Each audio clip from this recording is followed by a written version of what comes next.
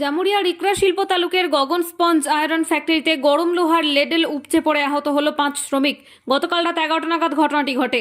কি কারণে লেবেল ছিটকে জ্বলন্ত লোহা শ্রমিকদের ওপর ছড়িয়ে পড়লো তা নিয়ে শুরু হয়েছে তদন্ত। এই ঘটনায় রানীগঞ্জের একটি বেসরকারি হসপিটালে 4 জনকে ভর্তি করা হয়েছে। সেখানেই অপর একজনের আঘাত গুরুতর হওয়ায় তাকে দুর্গাপুরের একটি বেসরকারি হাসপাতালে ভর্তি করা হয়েছে। সমস্ত ঘটনার তদন্ত শুরু করেছে জামুরিয়া থানার পুলিশ। পশ্চিম বর্ধমান থেকে মিঠুন মণ্ডলের রিপোর্ট, টিভি20 বাংলা। কিরকম কি দেখলেন? লেভেল বয়েলিং করেছিল নিয়ে বাস পরে বলে ছিটা ওটা পড়লো, জ্বলে গেল। কতজন ছিলেন আপনারা?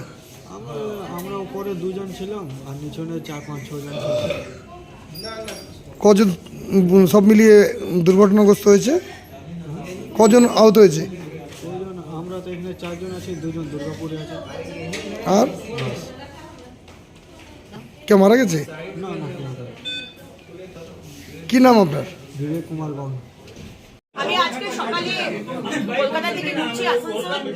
আমি জানতে পারলাম যে জামুরিয়ার গাগান ইনফোটেক বোধহয় সেইখানে কাল রাত্রিবেলাতে একটি দুর্ঘটনা ঘটেছে এবং 6-7 জন গুরুতর আহত, একজনের মৃত্যু হয়েছে, যেটা ম্যানেজমেন্ট হার্ট অ্যাটাক বলে চালাতে চাইছে। তাকে ডিস্ট্রিক্ট হাসপাতালে নিয়ে যাওয়া হয়েছে এবং এটা this is not the first time, this is the third time or fourth time এখানে অ্যাক্সিডেন্ট হয়েছে এরকম।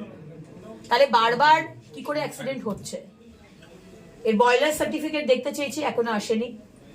অ্যাটেন্ডেন্স রেজিস্টার দেখতে চেয়েছি কাল রাত্রে, এখনো আসেনি।